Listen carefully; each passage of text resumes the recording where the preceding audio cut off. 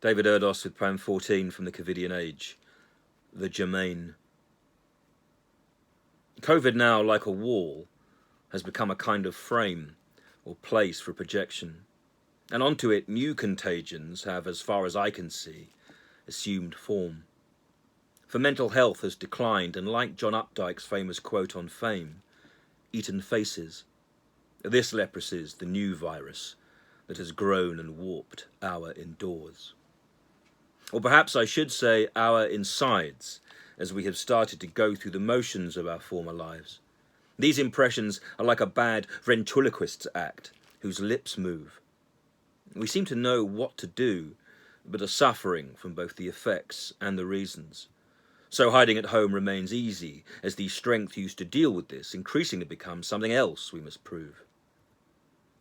Meanwhile, the deceptions go on, and the mixed messages murder language, as each day brings violation of the most unholy kind to God's world, or to whoever made it, or who has since taken it over, whether they be cosmic kings of chaos, the devil at large, or shit hurled at the fan that stills air, stopping the oxygen sent to save us, and amputating our limbs while we're reaching or walking towards some past care.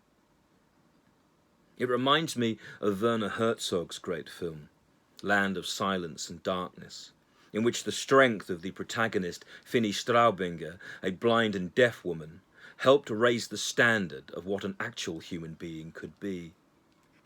But then the blind and deaf always do, alongside the disabled. It is only us, the enabled, who seem to falter and fail. Fuck the free, or whatever we think freedom is, or was, as this isn't.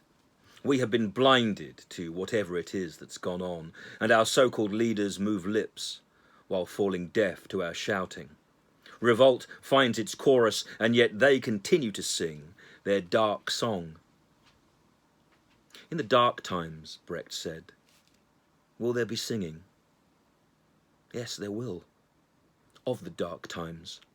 And so these three Germans encapsulate the Germaine. But nothing is ever quite what it seems. Herzog is a Bavarian by origin, and Brecht retained his co-authors. Only Finny, it seems, kept her frame. In Herzog's film, we witness her dignity and compassion.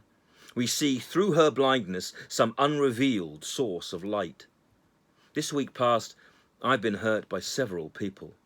I have spent the days within stasis as I try to close my eyes and ears to each blight. Our mental health slides as we struggle to remain and remember. The beasts claim and claw at each other, but it will only be through concentration that we will conquer and scale each fresh fear.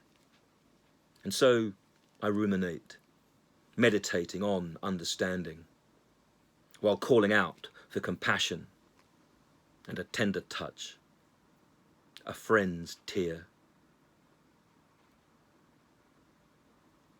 David Erdos, July the 3rd, 2020.